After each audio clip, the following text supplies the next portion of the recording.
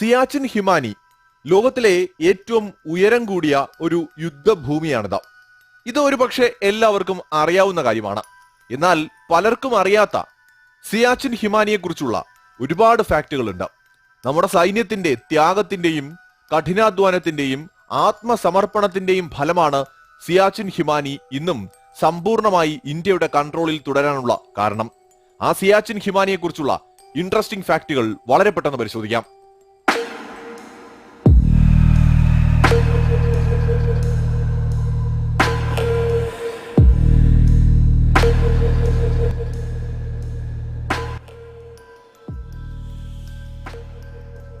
ഒന്നാമത്തെ ഫാക്ട്, ലോകത്തിലെ ഏറ്റവും ഉയരം കൂടിയ യുദ്ധഭൂമിയാണിത് എന്ന് നമ്മൾ പറഞ്ഞു.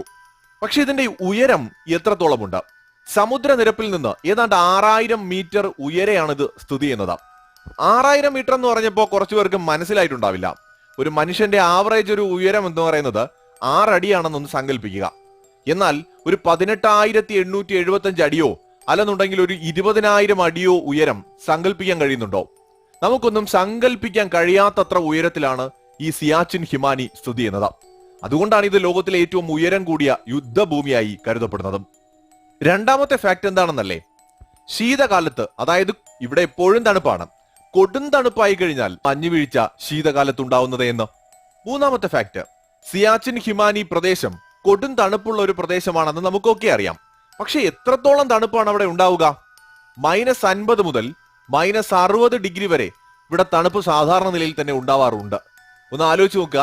നമ്മളിവിടെ സാധാരണ AC-യിലെ തണുപ്പ് ഒരു 14, 16, 17 ഡിഗ്രി ഒക്കെ വയ്ക്കുമ്പോൾ തന്നെ പലർക്കും റൂമിനകത്ത് കിടന്നുറങ്ങാൻ പറ്റില്ല. 2-3 ഡിഗ്രി തണുപ്പുള്ള മേഖലകളിൽ പോലും നമുക്ക് 3-4 ജാക്കറ്റ് ഒക്കെ വേണം. സാധാരണ -10 പോലും സഹിക്കാൻ പലപ്പോഴും പറ്റാറില്ല.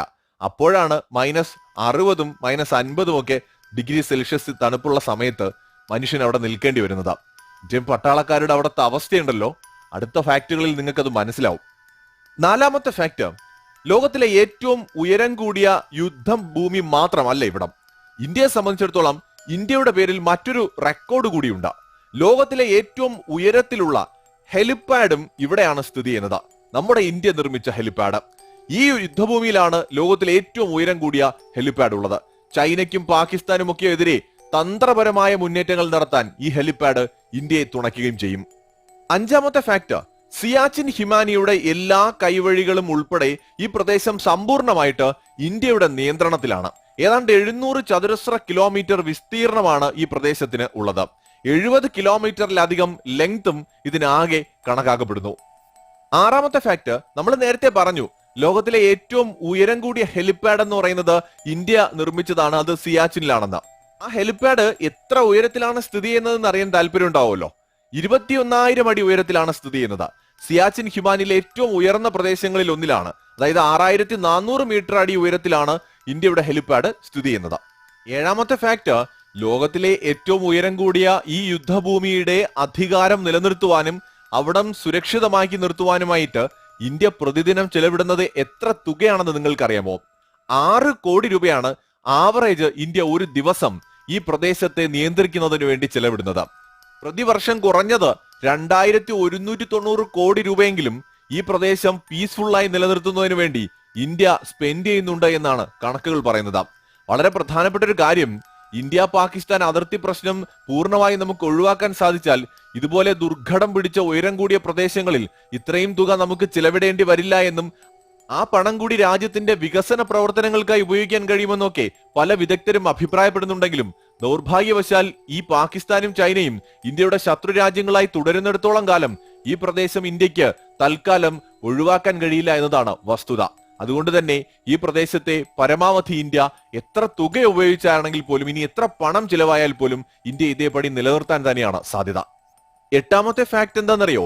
ഇവിടെ ഓരോ സാധനങ്ങളും കൊണ്ടുവരുന്നതിന് എന്തുമാത്രം പണം ചിലവാകുന്നറിയോ? നമ്മളിപ്പോ സാധാരണ ഇവിടെ ഒരു കടയിൽ പോയിട്ട് ഒരു ബണ്ണ് വാങ്ങി കഴിക്കുന്നെങ്കിൽ, അല്ലെങ്കിൽ ഒരു റൊട്ടി വാങ്ങി കഴിക്കണമെങ്കിൽ നമുക്കിവിടെ 5 രൂപയോ അല്ലെങ്കിൽ 10 രൂപയോ ചിലവാകുന്നു എന്നിരിക്കട്ടെ.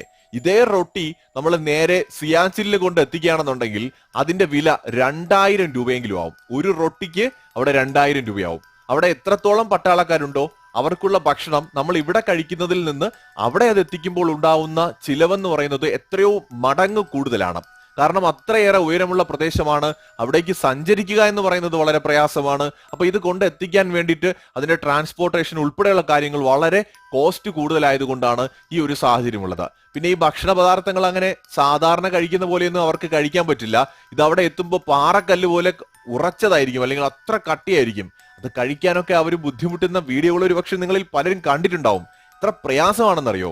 9ാമത്തെ ഫാക്ട് എന്ന് പറയുന്നത്, ഇന്ന് ഇന്ത്യൻ സൈന്യത്തിന് പണ്ടത്തെ പോലെയല്ല, അത്യാവശ്യം മികച്ച പല വിധത്തിലുള്ള സ്യൂട്ടുകളും ഷൂസുകളും ഒക്കെ പ്രതികൂല കാലാവസ്ഥയെ അതിജീവിക്കാനായിട്ട് ഇന്ത്യ നൽകുന്നുണ്ട്. പണ്ടുകാലങ്ങളിൽ ഇതൊന്നും ഇല്ലായിരുന്നു എന്ന് ഓർക്കണം. കാലാനുസൃതമായി ഉണ്ടായ മാറ്റങ്ങൾക്കനുസരിച്ച് ഇന്ത്യയും സൈന്യത്തിന് മികച്ച ഫെസിലിറ്റീസ് നൽകുന്നുണ്ട്. പക്ഷെ എന്നിട്ട് പോലും ഈ പ്രതികൂല കാലാവസ്ഥയിൽ ഓക്സിജൻ കിട്ടാതെ ഇന്ത്യൻ സൈന്യം പലപ്പോഴും ബുദ്ധിമുട്ടാറുണ്ട്.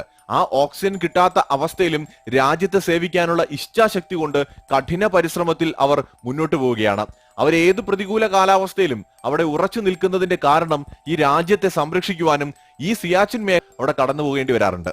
ഇത്തരത്തിലുള്ള സാഹചര്യങ്ങളിൽ ഈ സൈന്യത്തിന് ആവശ്യമായിട്ടുള്ള വസ്തുക്കൾ എത്തിക്കുക എന്ന് പറയുന്നതനുസരിച്ച് ഒരു ആഴ്ചയിൽ ചിലപ്പോൾ 2 മിനിറ്റൊക്കെ ആയിരിക്കും പലർക്കും ബന്ധുക്കളോടോ വേണ്ടപ്പെട്ടവരോടോ ഒക്കെ സംസാരിക്കാൻ സാധിക്കുന്നത്. പ്രത്യേക സാറ്റലൈറ്റ് ഫോൺ ഉപയോഗിച്ചുകൊണ്ടാണ് ഈ അവസരം ലഭിക്കുക.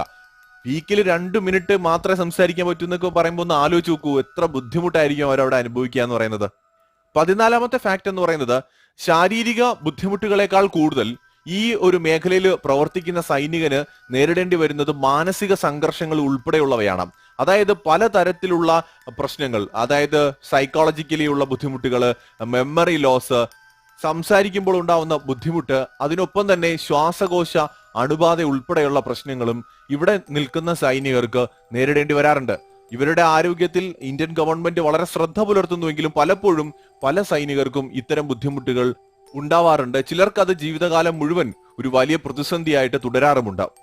15ാമത്തെ ഫാക്ട്, 1984 മുതൽ ഇതുവരെയുള്ള കണക്കുകൾ അനുസരിച്ച് കുറഞ്ഞത് 2000 കാഷ്വാലിറ്റി എങ്കിലും ഈ മേഖലയിൽ ഇന്ത്യയുടെ ഭാഗത്തുണ്ടായിട്ടുണ്ട്. അനൌദ്യോഗികമായ ഒരു കണക്ക് പറയുന്നത് 2015 വരെ ഏതാണ്ട് 869 പട്ടാളക്കാര് ഇവിടെ വീരമൃത്യു വരിച്ചിട്ടുണ്ട് എന്നാണ്. അത്രയേറെ ബുദ്ധിമുട്ടാണ് ഈ ഒരു പ്രദേശത്തുണ്ടാവുന്നത്. ഓർക്കുക, പരസ്പരം വെടിവെച്ചിട്ടോ അല്ലെങ്കിൽ ബുള്ളറ്റുകൾ കൊണ്ടോ ഒന്നുമല്ല, പ്രതികൂല കാലാവസ്ഥ, ഹിമപാതങ്ങൾ, ഇതൊക്കെ കാരണമാണ് ഇവിടെ പല സൈനികർക്കും വീരമൃത്യു വരിക്കേണ്ടി വരാറുള്ളത്. 17ാമത്തെ ഫാക്ട് എന്ന് പറയുന്നത്, ഓരോ സൈനികനും ഏതാണ്ട് 30 കിലോ വരുന്ന ഭാരവും വഹിച്ചുകൊണ്ടാണ് കിലോമീറ്ററുകളോളം ദൂരം സഞ്ചരിക്കാറുള്ളത്. അതും ഈ സൈനികര് പരസ്പരം കയറുകൾ ഉപയോഗിച്ച് കെട്ടിയിട്ടുണ്ടാവും. കാരണം നമ്മൾ നേരത്തെ പറഞ്ഞു, പല പ്രദേശങ്ങളിലും അങ്ങോട്ടും ഇങ്ങോട്ടും കാണാൻ പോലും സാധിക്കാറില്ല. മുന്നേ പോകുന്ന ആളെ കാണാൻ സാധിക്കാറില്ല. എവിടെയെങ്കിലും വെച്ച് സ്ലിപ്പായി പോകാൻ സാധ്യതയുണ്ട്. പരസ്പരം കൂട്ടം തെറ്റി പോകാനുള്ള സാധ്യതയുണ്ട്.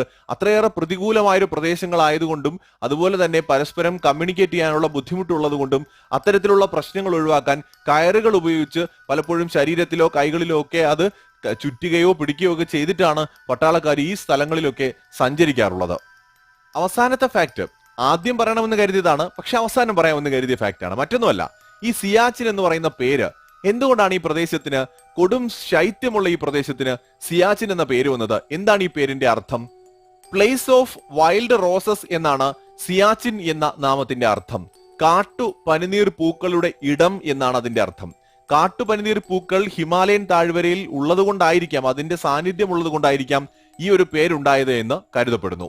എന്തായാലും നിലവിൽ നമ്മുടെ സൈനികരുടെ അപകടങ്ങൾ, പ്രതിവർഷം ഇവിടെ പ്രവർത്തിക്കുന്ന സൈനികർക്കുണ്ടാവുന്ന അപകടങ്ങൾ, കാഷ്വാലിറ്റി കുറയ്ക്കാൻ നമുക്ക് സാധിച്ചിട്ടുണ്ട് എന്നാണ് കണക്കുകൾ സൂചിപ്പിക്കുന്നത്.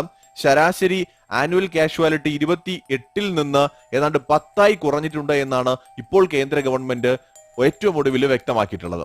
അപ്പോ ഇവിടെ തന്നെ മനസ്സിലാക്കേണ്ടത് 28 നിന്ന് 10 കുറഞ്ഞു എന്ന് പറയുമ്പോൾ ഇപ്പോഴും 10 പ്രതിവർഷം കാഷ്വാലിറ്റി ഉള്ള ഒരു റിസ്ക് ആയിട്ടുള്ള ഒരു പ്രദേശമാണ് ഈ സിയാച്ചിൻ ഹിമ മേഖല എന്ന് പറയുന്നത്. ഭൂമിയുടെ 3ാം ധ്രുവം എന്നറിയപ്പെടുന്ന സിയാച്ചിൻ ഹിമാനിയും അതിന്റെ എല്ലാ കൈവഴികളും ഇന്ത്യയുടെ നിയന്ത്രണത്തിൽ ഇങ്ങനെ തുടരുന്നതിന്റെ കാരണം ഇത്തരത്തിൽ ഒരുപാട് പട്ടാളക്കാര് അവരുടെ ജീവൻ പോലും വകവയ്ക്കാതെ ഈ പ്രദേശങ്ങളിൽ ഇത്തരത്തിൽ കാവൽ നിൽക്കുന്നത് കൊണ്ടാണ്, ആ പ്രദേശങ്ങൾ സംരക്ഷിക്കുന്നത് കൊണ്ടാണ്. Goodbye.